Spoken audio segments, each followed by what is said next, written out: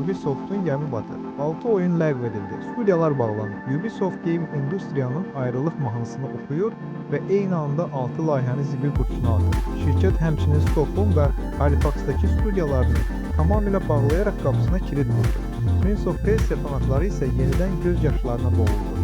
Çünki oyunun taleyi yenə qaranlıqdır. Maliyyə hesabatları isə gamerlərin pinqindən daha qorxuludur. Çünki şirkət tam 2 milyard manat zərər edir. Ubisoft massiv kimi nəhəng studiyalarda ixtisarlar verir və büdcədən daha 1 milyard manat buxarlanacaq.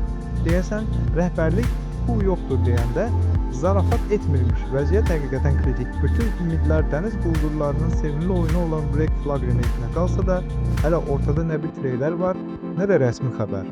Beyond Good and Evil 2 isə artıq uşaqlıq xatirəmizə çevrilib, deyəsən heç vaxt oynamayacaq. Ubisoft hazırda sağ qalmaq üçün resurslarını qurban edir. Görək sonu necə olacaq.